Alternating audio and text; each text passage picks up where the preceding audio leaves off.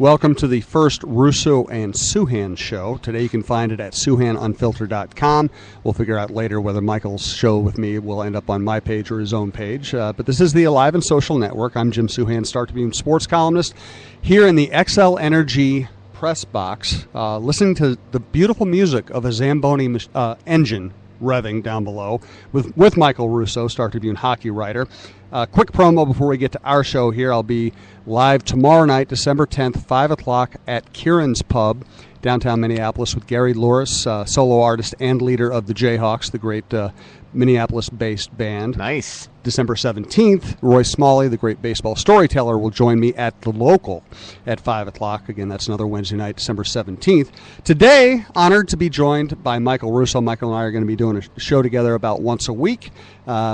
We'll have more announcements about the exact timing of it and the places you can find it later. But today we're just going to wing it, listen to Zamboni, and Michael, why don't you start us off? Give me your thought for the day. Well, the big thing is 8 Minnesotans in tonight's Islander-Minnesota Wild game, and that's not even including Eric Holla and Thomas Vanek, who are honorary Minnesotans like you and I, have moved here from far-off places. But, it is kind of interesting. You look at the 4 Islanders, all their top-end players. It's like the most top-end players besides Zach Parise in the NHL all reside on the Islanders. Kyle Okposo, Anders Lee, who is really coming to his own as in 104 NHL and AHL games, has 41 goals. And then Nick Leddy, who I think Wild fans are familiar with. Yes. Jim, are you familiar with Nick Leddy? I've heard a little bit about him. Yeah. I just don't understand why he can't be in the Minnesota Wild. Yeah, that's a good one. Well, they traded him, they Cam Barker. And then the other thing was then Brock Nelson, who's leads the Islanders in goals. So tonight should be fun. A lot of Fargo accents on the ice. I missed my opportunity. You said 8 Minnesotans will be here tonight. The right response, the provincial accurate response, have been, oh yeah. Or why not 10? Or why not 10? Why not all of them? Why not all of them, eh? Oh, good Lord. Let's start here. We will get into more detailed hockey talk later. But what I really like to do with the podcast is get away from the daily news and talk more about people. So let's talk about the mumps. Well, we can get to the mumps next too, because Zach Parise did look at me when I went in the locker room today and said, "What are you doing in here? You're going to get sick." But let's start here. You became a hockey nut because of the Islanders. Yeah, correct? That is true. I grew up on Long Island, and I was a little kid, 6, 7, 8, 9 years old when they won their 4 Stanley Cups, and I think I told you this on the last podcast. I used to sneak out of day school to go watch the Islanders come home from practice. Guys, you'll never make anything of yourself if you sneak out of day school. Yeah, I know. Green Hill Camp was the name of the place, I think, and we used to sneak in the backwoods, and they'd come back. They were in Westbury, and Westbury or Woodbury, one of the two. And we used to basically rummage through their lawns and wait for them all to come home from practice. Good reporter training. Yeah, no, it really was good. And so, it really did kind of embed itself that time in my blood. I remember, Jigs McDonald, who's doing the game, he's kind of coming out of retirement. He's doing the game tonight on Islanders radio for Howie Rose, the great Howie Rose, who's got the week off, and so Jigs was the old Islanders broadcaster and called all those games on Sports Channel, and I still remember watching the games on kind of a big screen projection TV, and Jigs and Ed Westfall did the games, and I was just an absolutely huge hockey fan growing up. I still remember I used to deliver Newsdays and read all the articles on the back page as I delivered them when I came home from school, and then I moved to Florida and there was no hockey. But when I first started covering the Panthers, they had guys like Danny Potvin in the organization. Obviously, Jigs eventually got there, but Billy Smith and Bill Torrey, Dwayne Sutter, and it just was a dream of mine. And it just kind of really did shape of who I became in my life. Well, it's interesting because people always get to a certain age and they're sports fans. They argue, okay, this sport's better than that sport. I like this sport because of this.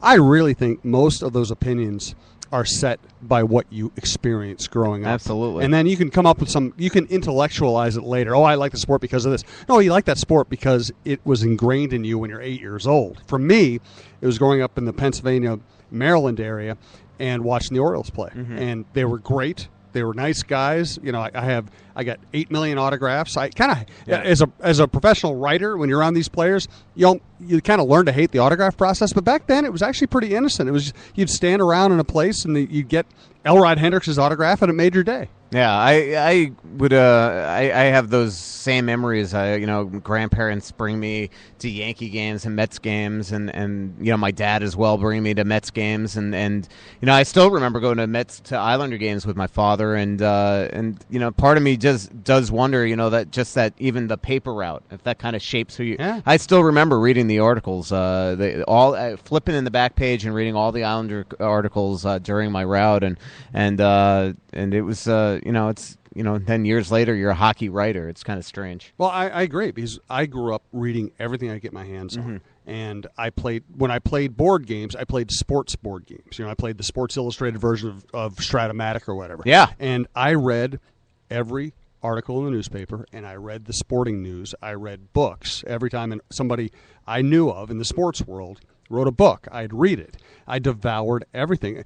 I do wonder if in the modern era we're seeing not only a different kind of media, but a different kind of reader. Because you get the sense when you're in our situation so often, and people will fire questions at you or complaints at you, sometimes you wonder if they've ever read past the headline or if they read past the lead paragraph. Where in my day, the old man thing, you read everything. Well, first of all, I just got to tell you, Stratomatic Baseball's headquarters was in this little strip mall in the warehouse area in Glen Head, New York, on Long Island. I didn't know that. And we used to go there to update our Stratomatic every year by going there and getting the updated cards.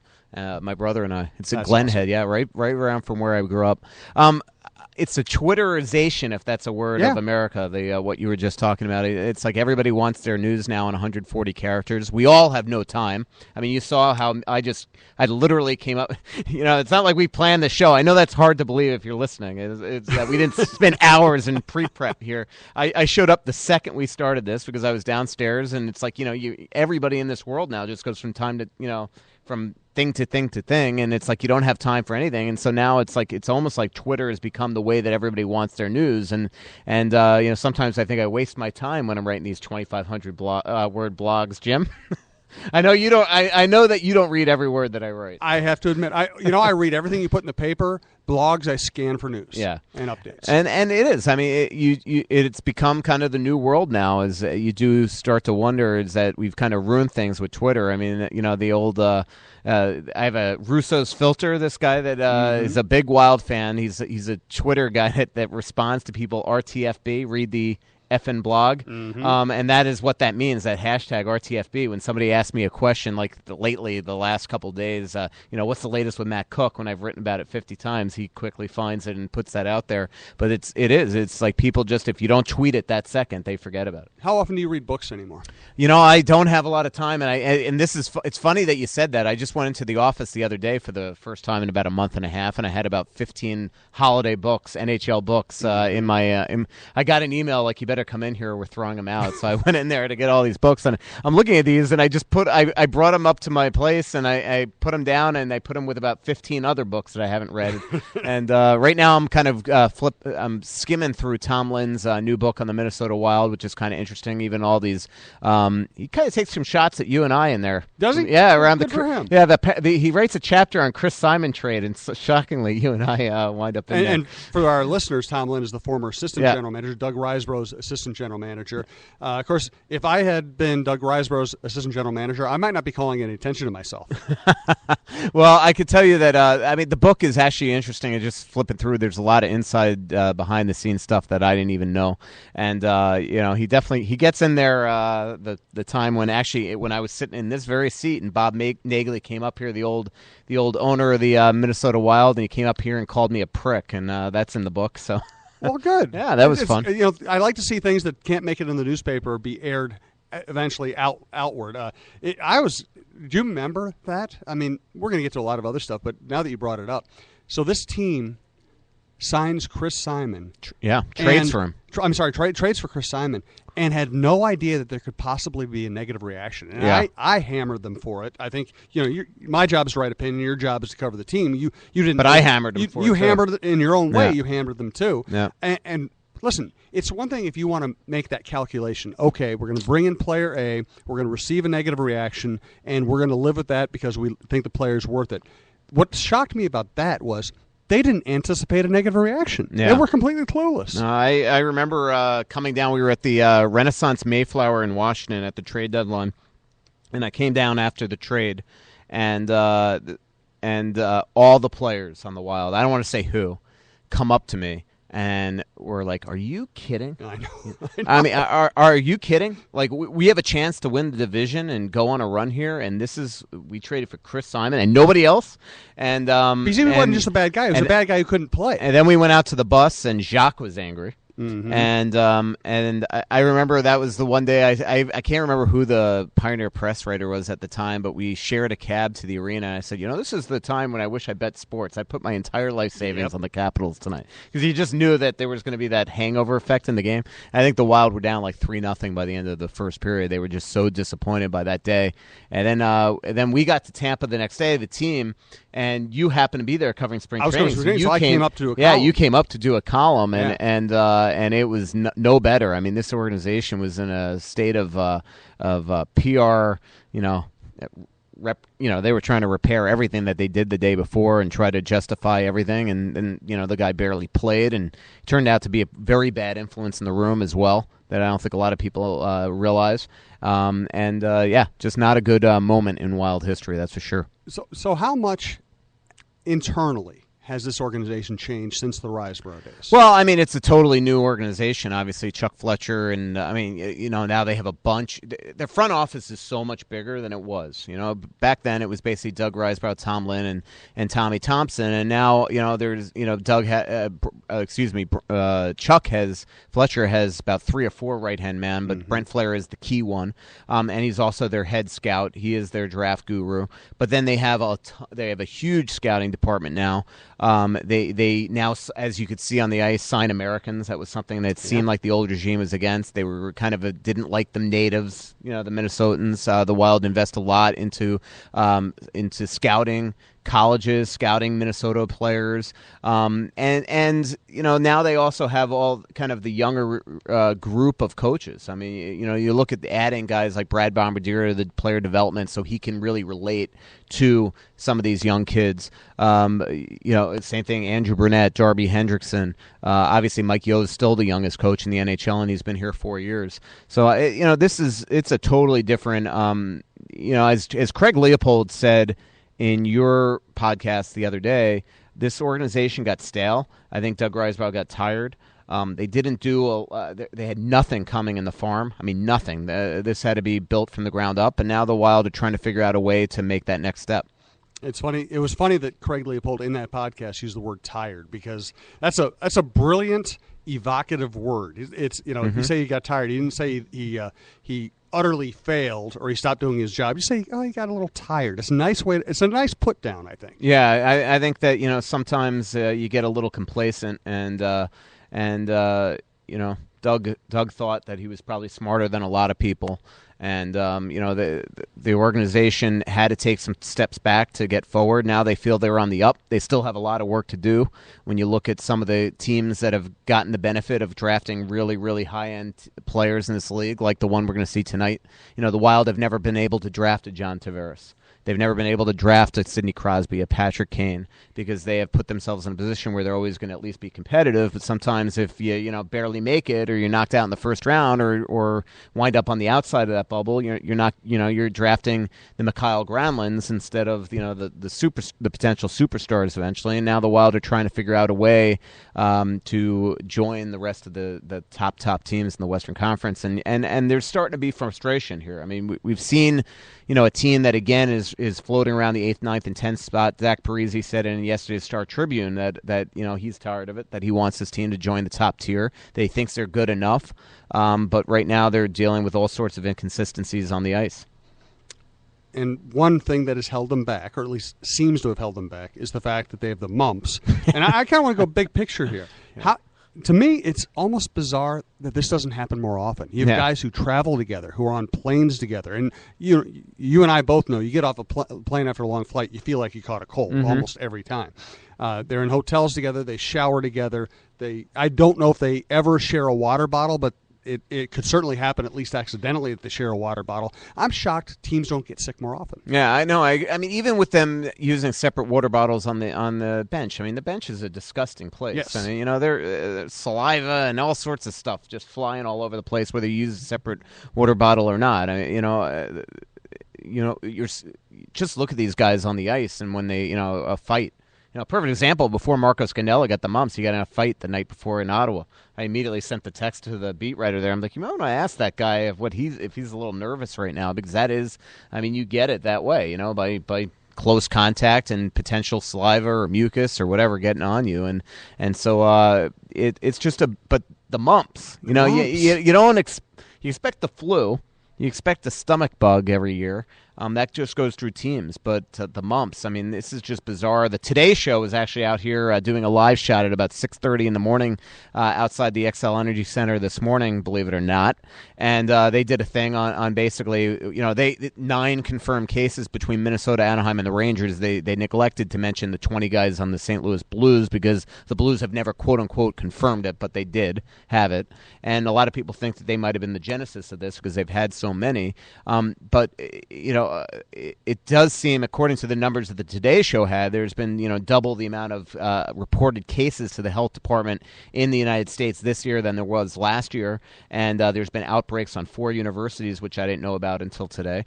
And this is just a bizarre thing that seems to have come into fruition. I still don't think it's the exact mumps that we all kind of remember that we got our vaccinations were when we were toddlers, because there have been so many symptoms. There have been some negative tests. There have been some positives. Some guys have had, just gotten unbelievably ill, like me.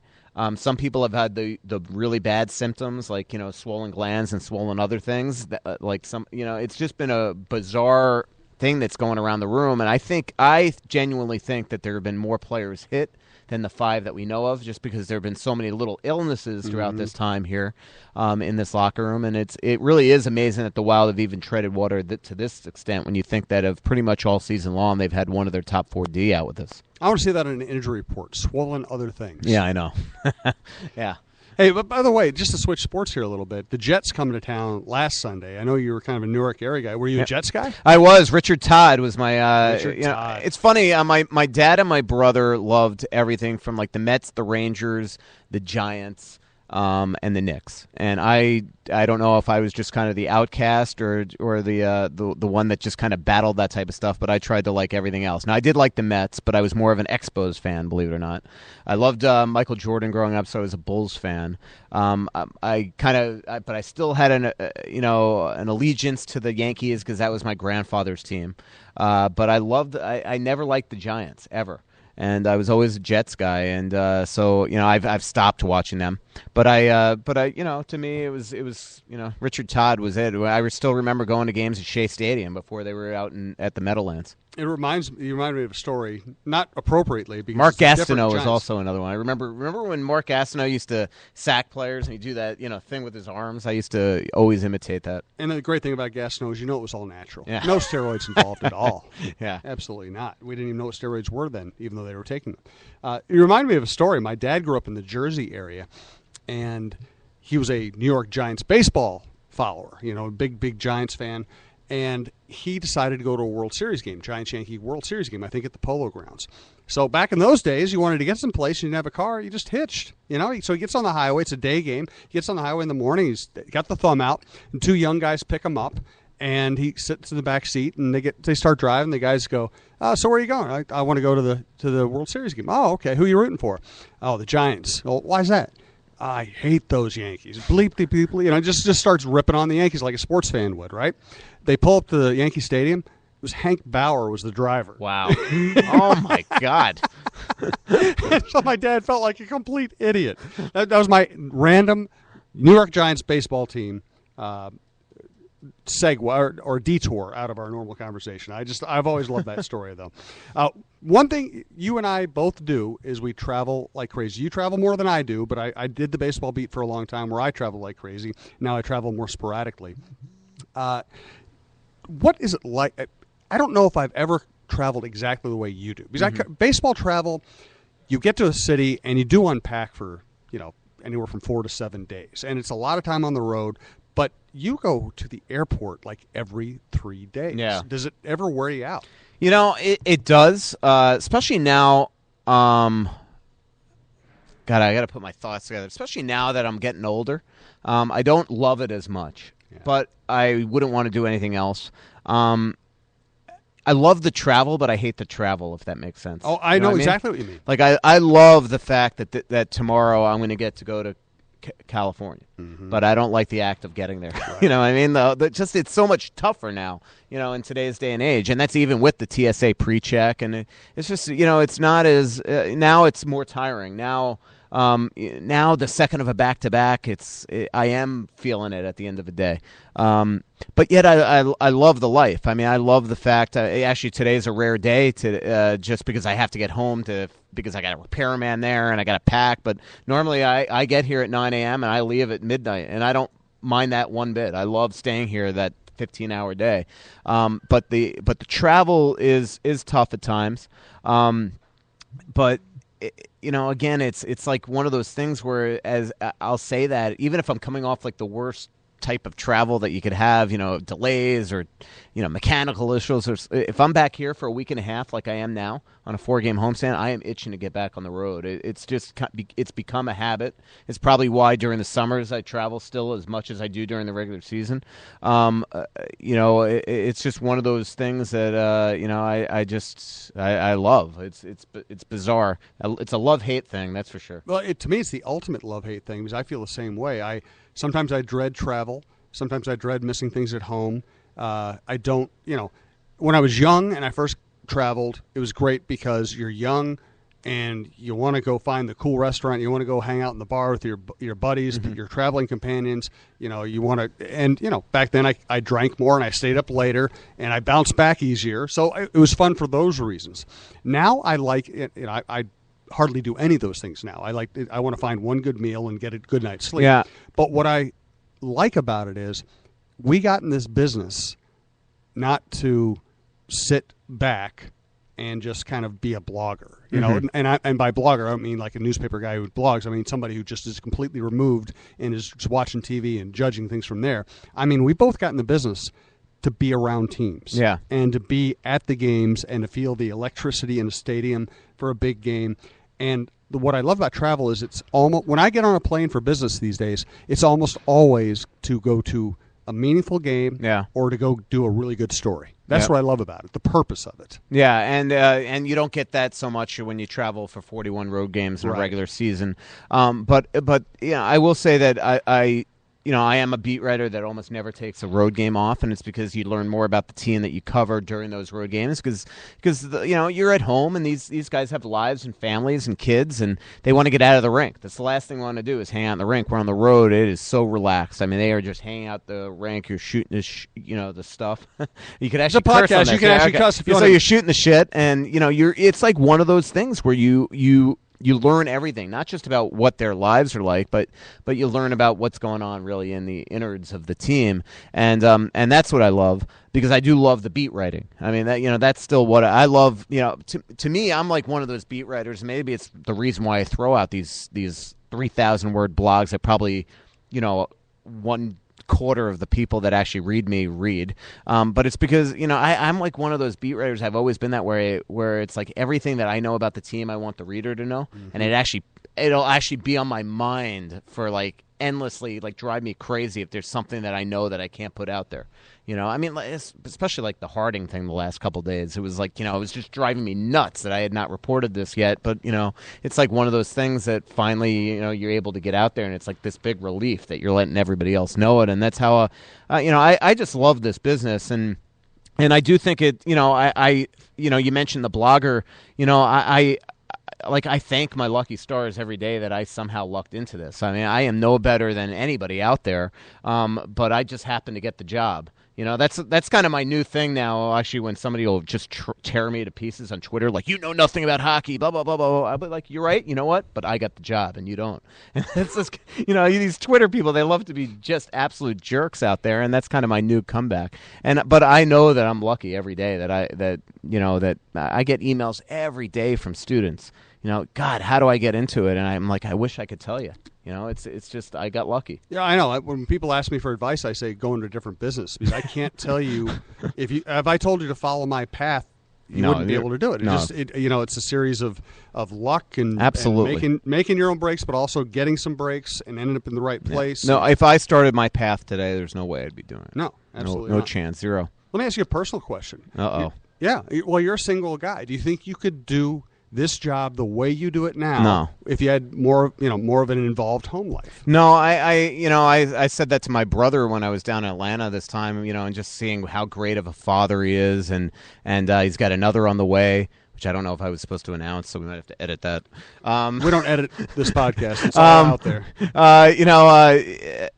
But it takes so much effort. Like I was talking to Kyle Brodziak when we were in Ottawa last month, and just like the fact that he had a child the day before and then got on this commercial flight and had to fly to Ottawa and Montreal to play 2 meaningless hockey games, and how that's even humanly possible, when your child's at home and your wife's still in the hospital and that type of thing. And that's just the life these guys lead.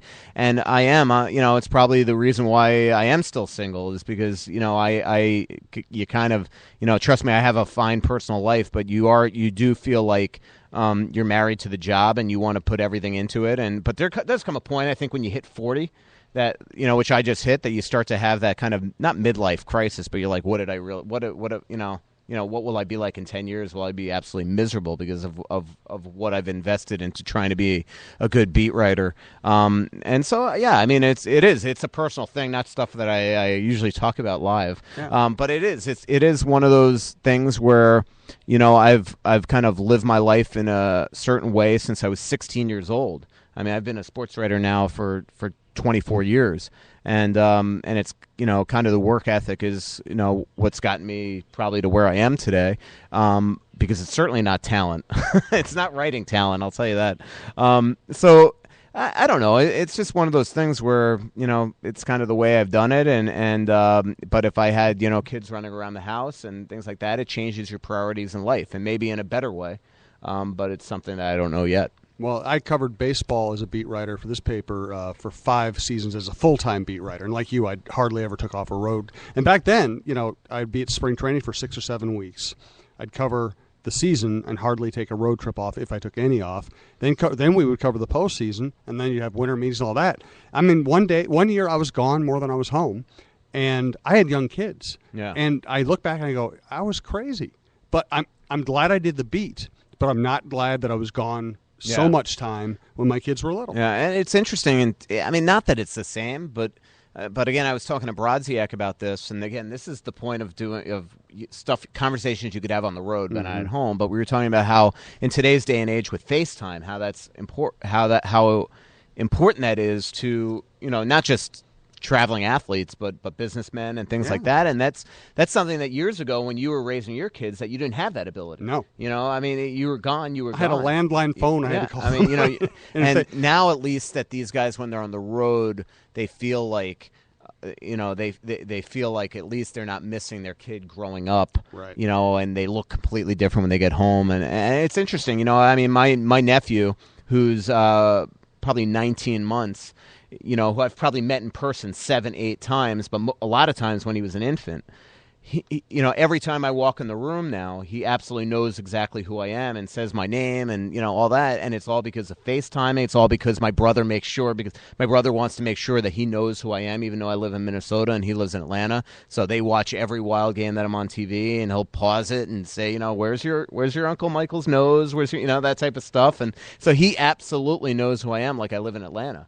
And but that's stuff that couldn't happen again years ago. It's really fascinating. The other fascinating thing is I started on the beat. I'm sure email existed, but I never used it back then. Yeah. And I think I was on the beat a year or two before I got my first cell phone, and that cell phone was the size of a small Canon. Yep. I mean, you had to carry it in its own bag. It was it's like the old. It was bigger than my head. You'd hold it up, and then you'd hope the batteries were all stuck together so it actually worked. And I remember being in the Bay Area on a Twins road trip and having a day off in the Bay Area, one of the most beautiful places in the world. And I had to sit in my hotel by the landline phone for 12 hours waiting for a general manager to call me back because you had no other option. If you wanted to get a story, if you wanted to do an interview, you were stuck next to a landline phone. Couldn't even leave the hotel room. Absolutely, I remember that. I still remember that the Wild were in Boston the Panthers were in Boston once, and I got a call in my hotel room from the PR guy saying, you might not want to leave tonight. I'm like, what? I don't want to leave tonight? He's like, yeah, just don't leave tonight. And that was the night that the Panthers traded for Trevor Kidd. But it was like, that was the day and age. I remember getting beeps. Remember the beeper? Yeah. I remember I'm in a notes exchange. I've been in one for 20 years of basically 30 NHL hockey writers, and we kind of compare notes midweek to kind of figure out what's going on in the league, which is kind of archaic too if you think about it, because there's nothing that goes on these days that you don't know about because of the internet. But back in the old days, if you were going on a 3-game road trip, you'd be like, Michael Russo in Florida, going to San Jose, staying at the Renaissance, here's the number. And I'll update you with my room number in a little bit when I land. I'm going on to Phoenix, I'm staying at this hotel, here's the number. I mean, that's the way you did it, because nobody had your cell phone, nobody had a way to email you. Yeah, I was on a sports exchange for the same reason, to help you do Sunday notes and get ideas and know what's going on there in the league. And I remember covering a Twins game on a Thursday afternoon and having the landline phone wedged between my ear and my shoulder as I listened to 30 other guys talk about their teams while trying to cover the Twins game and typing on an old Radio Shack. It's amazing how fast technology has evolved, and it's amazing how many young people have no idea there was any other way. And I do think that mentioned before about the travel and the difficulty of the job now. The social media aspect and the blogging aspect has changed things. It's kind of what makes the job so much tougher, and why maybe on the road I am more tired and things like that, because you're spending more of your time constantly at a laptop, constantly sitting where, years ago, I mean, if your team made a trade, if you were out to lunch, you finished lunch. Because there was no place to put that news. Yeah, exactly. I mean, it wasn't just like, it was now. Going to be in the next day's paper. I mean, now it's like, if anything happens, you're pulling over on the road to send a tweet. The other day I was driving somewhere and the Wild sent Justin Falk back. And I actually made a decision that bothered me. I'm like, you know what? I'm not going to tweet it. Like, who cares? It's just I can tell it's bothering you. Yeah, I mean, it was like one of those things. I'm like, I was driving, I was in the middle of something, like Justin Falk's being reassigned. We all knew he was obviously going to be, and it was like one of those things where I'm like, I'm not going to pull over right now to tweet that Justin Falk is reassigned. You have any good travel stories? I always remember, first of all, it's a cliche, but it happens. I would wake up in a hotel room and wonder which city I was in. All the time. And what time it was and everything else. And the other thing is,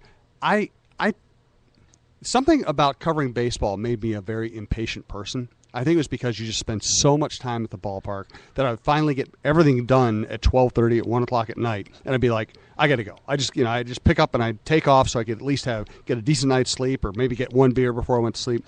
It's made me very impatient, and I find now that I will do that. I will leave a hotel room or I will leave a press box, and almost every time I leave something behind. I've left 8 sets of wardrobes in hotel rooms, if you can call jeans and golf shirts wardrobes, in hotel rooms around America. Yeah. I've been pretty good. I cannot believe I'm about to say this because I'm going to jinx myself, but I have never in 20 years missed a flight. Not one.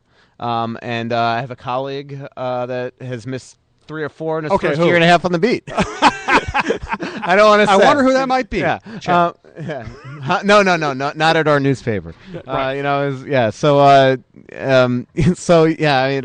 I've never missed a flight. I've had some major near airline catastrophes, 3 or 4 of them, where I thought I was going to go.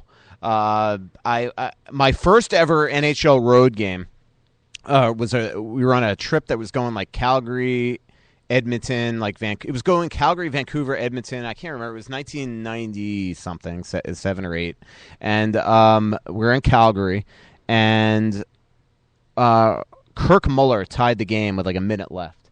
And when it happened, it was the old, dial-up modems. And remember, your laptop had one of those. You push the thing out, and the little plastic clip would come out, and that's where you put the dial-up into your laptop. Yes. Do you remember this? The little plastic clip that would come out of your laptop. And the Palm Beach Post writer, Brian DeGane, who was to the right of me, there was one and there, actually, believe it or not, there still is in the press box at the Saddle Dome. There's one TV to the left of us, and he wanted to see the replay. And all of a sudden, he wraps his foot around this cord of the dial-up, and when he gets up, he not only rips the cord out of my laptop, the little it was like slow motion that you would see in like a movie.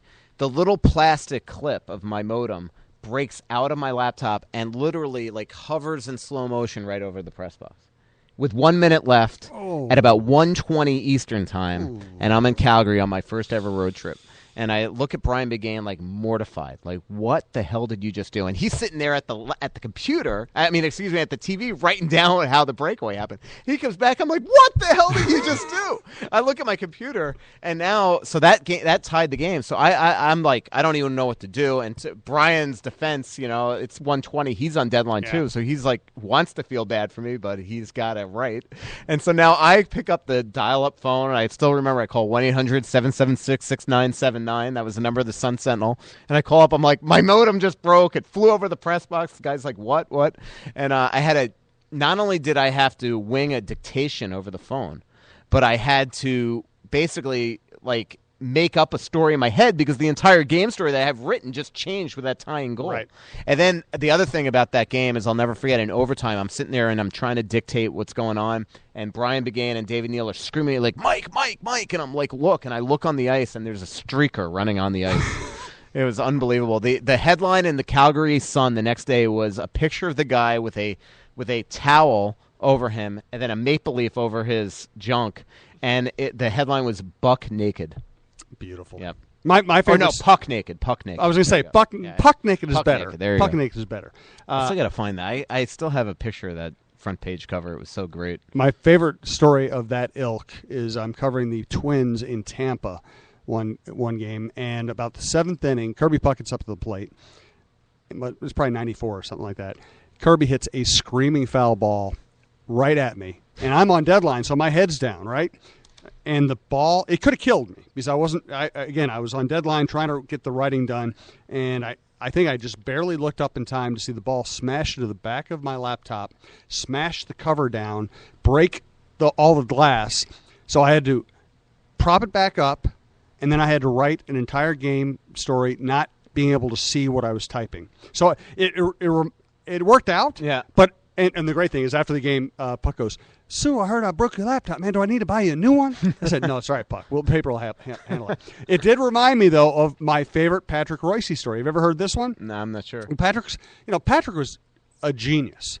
He decided to be an alcoholic early in life so he'd have great stories to tell after his recovery. Is this the wake-up call one? No, that's a different one. This is actually it's another alcoholic story. Yes, but, genius. Mm-hmm. You know, right? Drunk people do funnier things than sober people, so Patrick has a lifetime of great stories that you and I could never have. Uh-huh. So Royce is like covering the Twins for one of the St. Paul papers, I think the afternoon paper. So his routine was he would go cover the game, then he would go to the Twins room afterwards, which was basically where Calvin Griffith got already drunk. So he would go to the Twins room and have 18 shots or whatever and talk baseball, and then he'd go back to the St. Paul paper at 2 in the morning, 3 in the morning, whatever, and sit down and write. Well, this is his routine, and he sits down at the typewriter, and he starts typing out a story. And typical Royce, as he tells it, and this is not me telling a story on Royce, this is me repeating a story I've heard from Royce a million times. As Royce tells it, I put my hands down, and I just typed away. I'm sitting there thinking, God, this is good. God, this is good. And so, the old days, afternoon paper, rips the copy out of the typewriter, puts it in the inbox, and then he goes up to the nurse's office to sleep it off on the cot. This is Patrick's lifestyle, right? Whatever time they're trying to put the paper to bed, 10 in the morning, whatever it might be, some editor runs upstairs, starts shaking him awake. He's like, what do you want? Patrick, you got to come fix your column. What do you mean fix it? It was awesome. No, Patrick, it's not. So they finally get Patrick downstairs, and he looks at the copy. He had put his hands down in the wrong spot. There wasn't a word of English in the column. Another good one. You mentioned, by the way, the computer. I always say that our papers would love us to take a puck or a ball to the head rather than a absolutely, laptop. And that much less valuable. I covered the one series I ever covered at Wrigley Field. I was covering a Marlins and Cubs series, and foul ball came right in the press box. And the first thing everybody's ducking, and I protected that laptop, and then I took cover. But one time we were in Greensboro, North Carolina. It was the only year that the Hurricanes played in Greensboro. And we were there for a morning skate, and Paul Laws, who is the old fighter for the Panthers, number 3, one of the great guys, one of the great characters that I ever covered. He used to, as a joke, he would shoot pucks at the photographer's hole in the glass, and to try to scare you, right? Yeah. So I'm standing one day in the corner down by the Zamboni entrance in Greensboro, and he's shooting pucks, and I'm kind of laughing at him, and every time he loved it because he would make you flinch, right? Mm-hmm. I mean, it didn't matter, however, it's still a puck coming at you, so you'd kind of react. And this one time, he put the puck right through the photographer's hole, hit me straight in the sternum. I was down on the ground, and honestly, and then I can't remember if I said it or if he said it, but we get in the locker room, and he was checking on me. I was basically on the trainer's table, and he's like, "That." I think I said to him, like, "That's how bad of a shot you were. You were trying to miss it, and you put it right through the photographer's hole." It was funny. I don't know. We're kind of coming to the end of this podcast. I do want to get into your relationship with Adam Duritz and traveling with the Counting Crows and all that stuff. Maybe we save that for next time so we can get into it more fully. What are you listening to these days? God, I really actually old stuff. I mean, I got to think more like what I'm listening to. But I mean, I listen to stuff like Imagine Dragons now and things like that. I know probably stuff that's a little too new and poppy for you. Imagine Dragons. I'll tell you what. I was here last night. Mm-hmm. Believe it or not. Oh, really? Stacy brought me to Jingle Ball, and I had no idea what it was. She told me we're going to Jingle Ball, and I'm picturing like Michael Bublé singing "God Rest Ye Merry Gentlemen" or something. I'm thinking it's like some Christmas show, right? We show up, and it is like the average age of the audience is the average demographic of the audience is 14-year-olds and female. And guess what? The average age and demographic of the performers is 14-year-olds and female. And I'm sitting there thinking, and I had all these different thoughts go through my head. And the first one was, okay, I don't belong here. The second one was, okay, I understand the marketing of having like a girl who looks like she's 16 years old wear almost nothing on stage, but it makes me really uncomfortable at this stage of my life. The third one was, once you get past all that and the fact that it's not exactly my genre of music that I appreciate, I was actually pretty stunned by the talent, by the sheer talent on stage. And you know what? One Republic? Yeah, I like One Republic. Good Lord, are they talented. It's probably the last concert I saw, actually. I went with Paul Fletcher. James Van Riemsdyk was right in front of us, the Toronto Maple Leafs player. Probably whatever Cities 97 is playing is pretty much what I listen to. But One Republic's probably, I think that's the last concert I went to other than, I'm friends with Eric Hutchinson, so I've seen him a couple times lately. Become friends with Matt Hires, seen him all through Paul Fletcher, But I pretty much have the same stuff that I listen to. Like, I can't work without listening to music. I can't write without listening to music. So it's usually stuff like Counting Crows, Guster, Shins, Death Cab to Cutie, like stuff like that. Anything that, kind of gets me in the creative mood to write. It's funny, my daughter works at First Avenue. She books acts. And so she's always saying, oh, you're going to love this guy. You're going to love this guy. You need to listen to this person. You need to come over and see this show.